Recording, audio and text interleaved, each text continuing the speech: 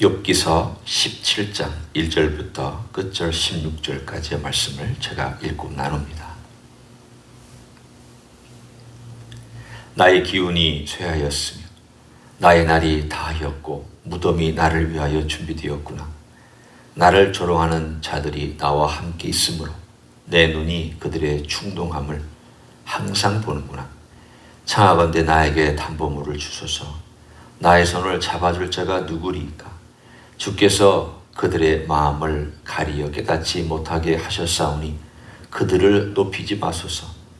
보상을 얻으려고 친구를 비난하는 자는 그의 자손들이 눈이 멀게 되리라. 하나님이 나를 백성의 속담거리가 되게 하시니 그들이 내 얼굴에 침을 뱉는구나. 내 눈은 근심 때문에 어두워지고 나의 온 지체는 그림자 같구나. 정직한 자는 이로 말미암아 놀라고 죄 없는 자는 경건하지 못한 자 때문에 분을 내나니 그러므로 의인은 그 길을 꾸준히 가고 손이 깨끗한 자는 점점 힘을 얻느니라.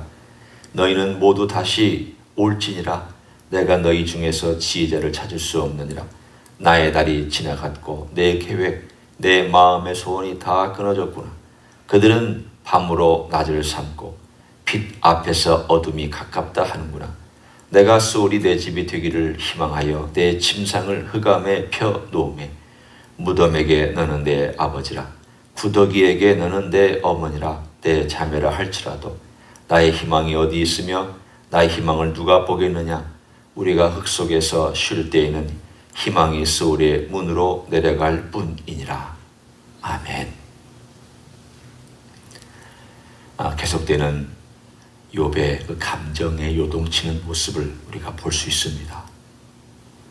한 번은 확신을 가졌다가 또 시간이 지나면 우울해졌다가 하나님을 향하여 기도했다가 친구를 향하여 반박했다가 또 어떤 때는 죽고 싶어서 이제 죽었으면 좋겠다고 얘기했다가 하나님이 또 나의 중재자가 되어달라고 기도했다가 우리는 욥의 이런 모습을 보고 있으면 참 기분이 변화무쌍하구나.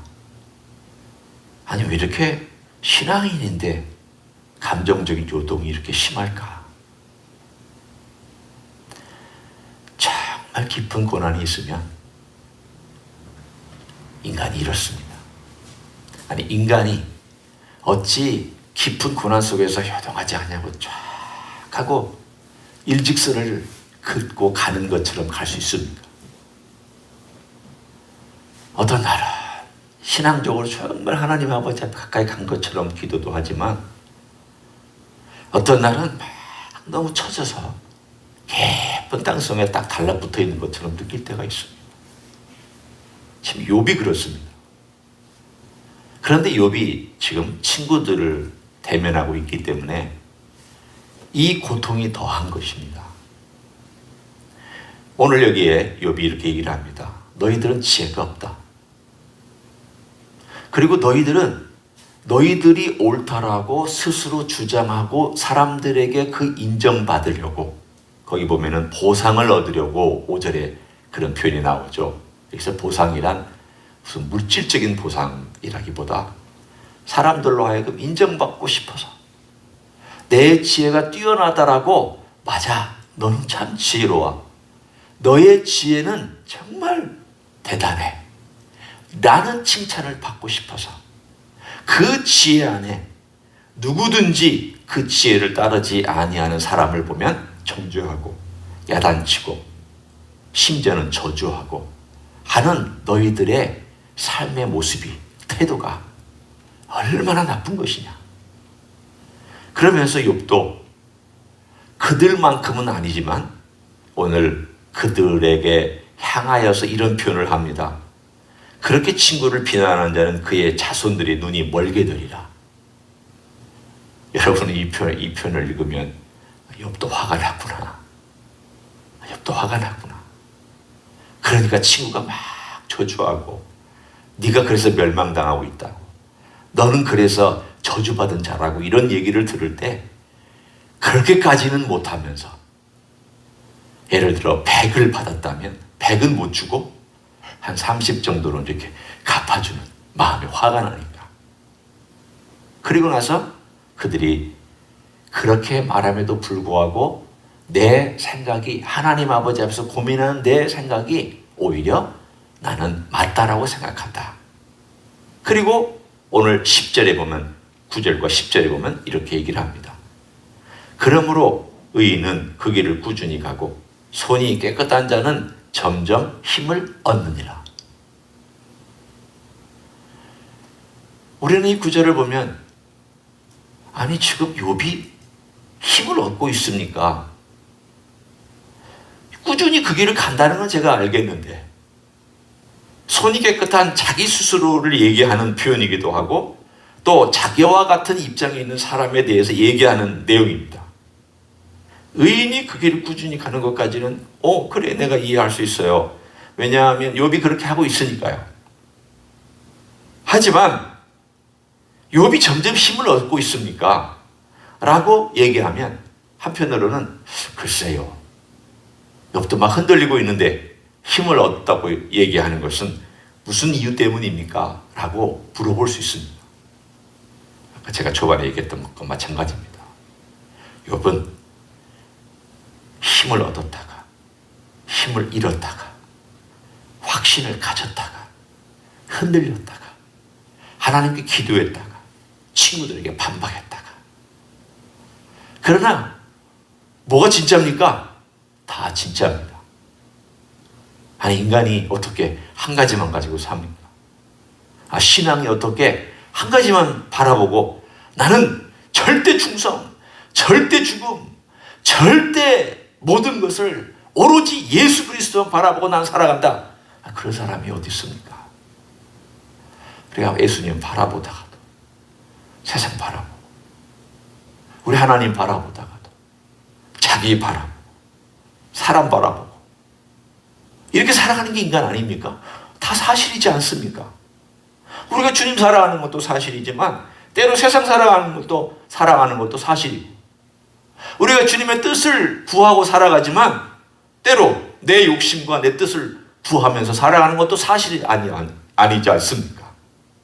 이게 우리의 현실이기 때문에 이 말을 듣고 욥의 어느 한 구절만 가지고 욥이 이렇다 저렇다라고 우리는 얘기하지 말아야 될 것입니다. 신앙도 그렇습니다. 어느 한 모습만 보고 쟤는 저래. 아닙니다. 안 그런 모습 충분히 있을 수 있습니다. 나보다 뛰어난 부분 충분히 있을 수 있습니다. 나보다 어쩌면 하나님을 깨닫는 어떤 영역의 일들에 있어서 훨씬 더 앞서가 있거나 앞서갈 수 있는 가능성이 있습니다. 신앙생활 오래 했다고 예수님을 다 잘하는 것도 아닙니다. 형식적으로 40년 믿은 사람도 있습니다. 열심히 교회 봉사도 자기의 의의를 위해서 한 사람 많이 있습니다. 1년을 예수 믿어도 예수님 의지하려고 믿는 사람 있습니다. 우리는 비교할 수 없습니다. 오늘 이 본문의 욥이 가지고 있는 이 모습을 보면서 다시 한번 그래도 욥은 하나님을 붙잡고 살아가면서 친구들이 가지고 있는 단순한 논리에 빠지지 않으려고 그 친구들에 대항하여 하나님께 호소하고 있는 것을 우리는 볼 수 있습니다. 친구의 논리를 다시 한번 정리해 봅니다. 그들의 지식은 번영과 축복받은 그 사람은 하나님께 순종했고 하나님의 뜻을 따랐기 때문이다. 일치시켰습니다. 그렇지만 우리는 그렇지 않은 걸 압니다.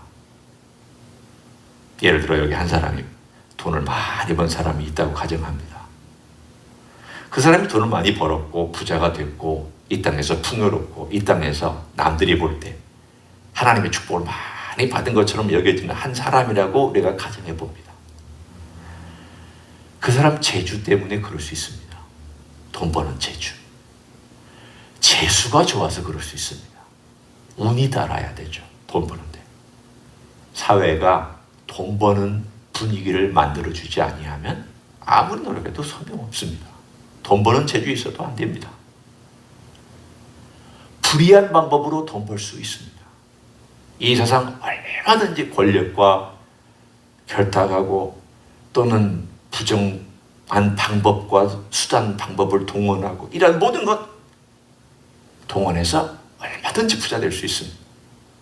때로는 열심히 노력해서 부자 될 수 있습니다. 진짜 하나님의 축복으로 부자 될 수 있습니다. 이 5가지가 겹쳐져 있을 수 있습니다. 물론 불의한 것과 하나님의 축복은 같이 갈 수는 없지만 제가 여기서 얘기하는 것은 여러 요소들이 하나님께서 그 사람에게 돈 버는 재주도 주시고 기회도 주시고 그런 사회도 만들어 주시고 또 부지런히 일도 해서 부자 될 사람 있을 수 있습니다. 그러나 다는 아닙니다. 그러면 이 사람들의 논리를 따르면 부자 되고 잘 살고 축복받고 자녀들 좋은 대학 가고 사회에서 높은 지위에 있고 많은 영향력을 행사하고 있는 사람들은 다 하나님의 축복을 받은 거라고 얘기를 해야 맞습니다. 그렇지만 우리는 그 논리가 얼마나 엉터리인 줄 압니다. 아니, 그 잘못된 것입니다. 하나님을 잘 믿어도 이렇게 부유할 수도 있는 사회에 사는 것 자체가 축복입니다. 우리가 미국이라는 사회에서 사는 것 자체가 사실은 축복입니다. 부유하지 않아도 축복입니다. 수많은 요소들을 생각해 볼 때 우리가 하나님께서 우리에게 주신 그 축복들을 생각해 보면 꼭 부유하지 않아도 축복이 많고 꼭 돈이 많지 않아도 축복이 많고 자녀들이 좋은 대학 가지 않아도 축복된 것들이 많습니다.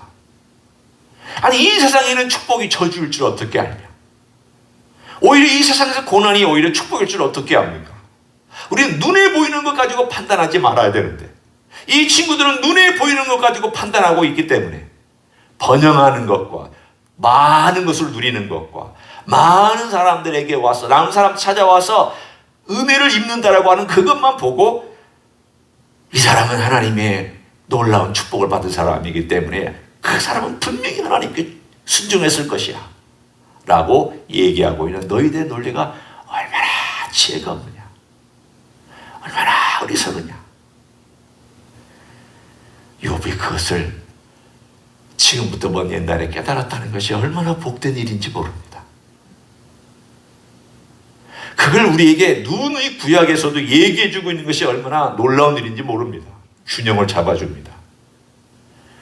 율법주의자들은 친구들처럼 얘기하지만 욥은 율법주의자가 아니라 은혜주의자입니다. 사람이 정직하게 살고 재주도 있으면 돈도 벌 수 있지만 그러나 모르는 영역이 있는 것이다. 이 모르는 영역과 심지어는 재주와 기회와 모든 것들도 하나님이 은혜로 주신 것이다. 그래서 되는 것이지 우리가 모르는 수많은 신비한 것들이 숨겨져 있는 것이지 우리가 눈에 보이는 대로 판단하고 눈에 보이는 대로만 얘기하면 그건 지혜 아니다. 진정한 욥의 지혜는 바로 우리들에게 오늘날도 필요합니다. 오늘날도 우리에게는 이러한 하나님이 일하실 수 있는 여유와 신비로운 영역들을 늘 인정하고 그 인정하는 가운데 우리가 하나님을 경외하고 그래, 하나님이 하시지. 내가 열심히 이 땅에 살아가고 애쓰며 수고하지만 그러나 그것조차도 하나님이 해주시는 것이지. 그런 기회를 주신 것이지. 그런 재능을 주신 것이지. 하나님이 내가 이 정도 벌어 살게 해주셨다면 내가 이 정도 사는 삶 가운데 만족하며 자족하는 비밀도 내가 갖고 사는 것이지. 이러한 지혜로움을 우리 욥기에서 배울 수 있습니다. 그 신비 오늘 한 가지를 소개합니다. 17장 3절을 보십시오. 저는 욥기에서 제기하고 있는 수많은 질문들에 대한 답을 신약에서 해주었다는데 참 놀라움을 금하지 못하고 있는 사람입니다. 야, 욥기서를 보면서 거듭 느끼는 게 있습니다. 하나님께서 욥을 통하여 많은 신앙의 질문을 하게 하셨구나. 그런데 그 신앙의 질문이 우리가 흔히 아는 구약적인 사고방식이 아니에요.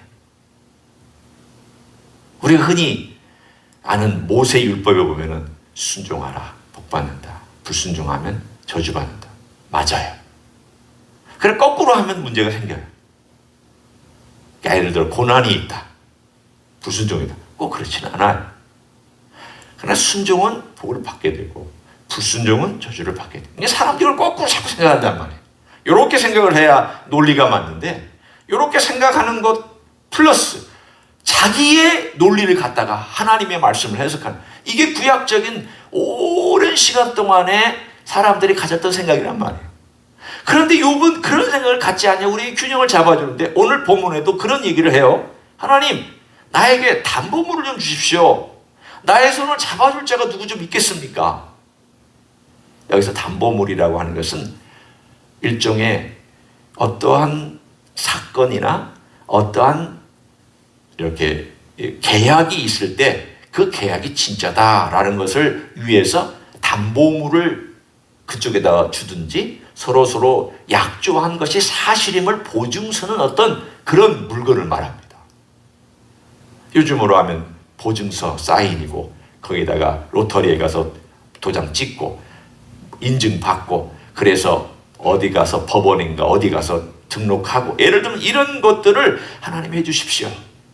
하나님, 제가 지금 이 신비에 대해서 다 이해는 못하지만 인간이 말하고 있는 이 옆에 있는 친구들이 말하고 있는 것은 아닌 것 같은데, 그런데 하나님 분명히 뭔가 있는데 그 뭔가를 제가 모르겠으니, 분명히 하나님께서 고난을 주실 때는 꼭 불순종 때문이 아니더라도 고난을 주시는 걸로 알고 있는데 제 말이 좀 맞다라고 하나님이 보증 좀 서주십시오.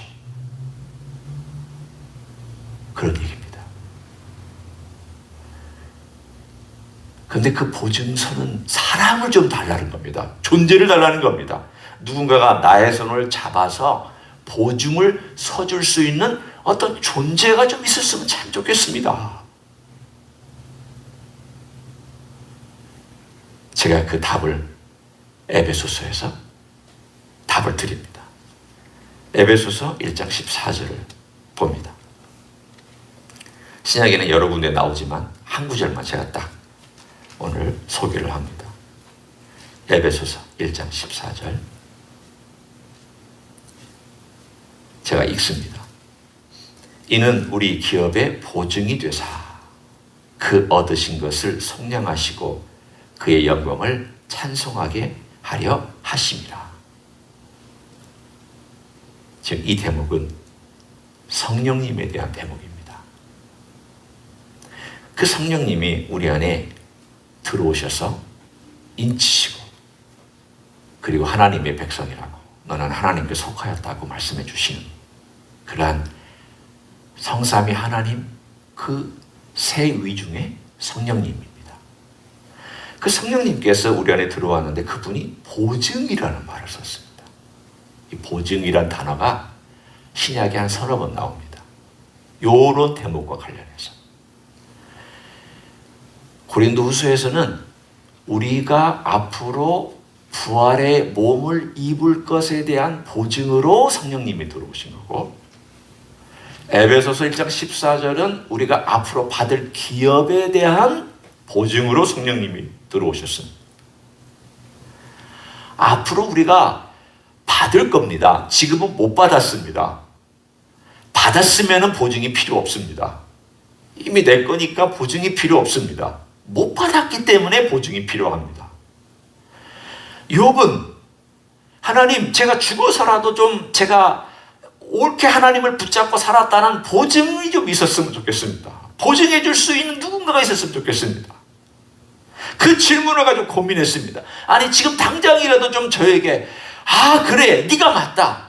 그래 네가 지금 나를 붙들고 있는 네 신앙의 모습이 맞다라고 누군가가 좀 보증을 좀 해줬으면 참 좋겠습니다. 이 고민을 하나님께서 신약에 와서 고민하지 마. 내가 성령님을 보내줄게.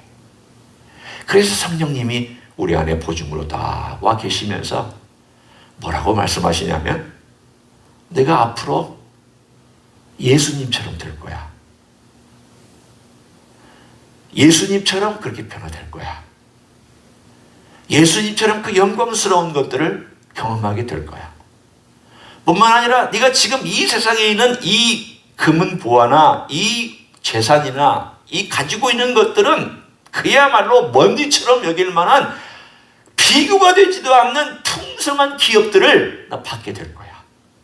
내가 보증 설계 라고 하면서 우리 안에 들어오셔서 우리와 함께 머무시면서 보증인이 되시고, 심지어는 스스로가 보증이 되셔서 우리의 갖고 있는 모든 질문과 의문에 대해서 답해 주시기도 하고 확신을 주시기도 하고 우리의 삶을 확신 가운데 또한 능력을 경험해 주시기도 하는 그런 분으로서 우리에게 보증인을 이 안에 주셨다. 신약의 이야기입니다. 그런데 그 질문을 구약에서 욥이 하고 있는 것입니다. 놀랍죠?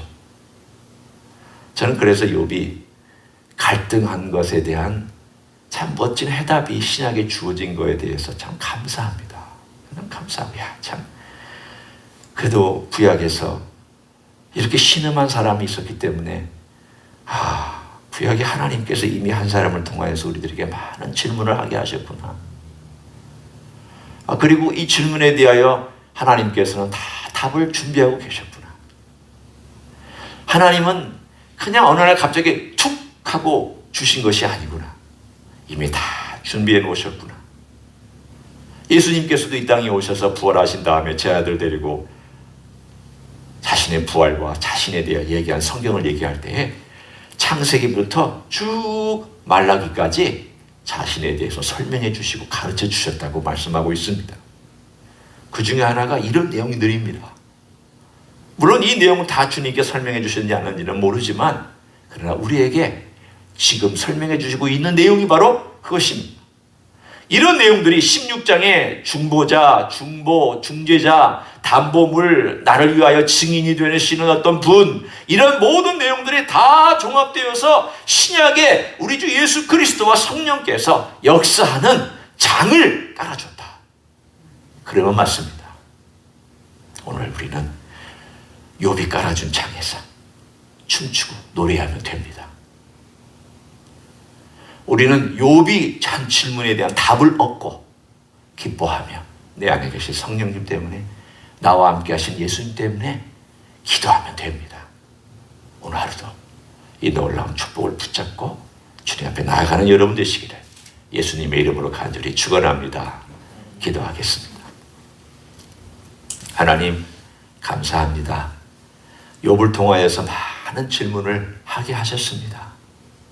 우리 인생에게는 중보자가 필요하다는 것과 우리 인생에게는 증인이 필요한 것과 보증인이 필요한 것을 이렇게 질문한 것에 대한 것들 읽게 해주시니 감사합니다. 그 답이 신약에 주어졌고 예수님 안에서 주어졌고 성령님으로 주어진 것을 감사합니다. 오늘 하루도 그 질문에 대한 답을 누리고 그 답을 가지고 또 우리 주님께 나와서 기도하며 주님과 동행하는 삶을 살아갈 수 있도록 축복하여 주시옵소서. 이제는 우리 구주 예수 그리스도의 은혜와 하나님 아버지의 극진하신 사랑과 성령 하나님 교통하심의 역사가 오늘도 우리 주 예수 그리스도 안에서 우리에게 주신 성령의 귀한 보증을 늘 바라보고 기뻐하고 그날을 소망하고 주님 앞에 나와 걸어가기를 소원하는 이 자리에 참여한 모든 종들 위에와 주임지 히스기회 위에와 이민교회들과 한국교회들과 선교사님들 위해 이제로부터 영원히 함께 하실지어다. 아멘.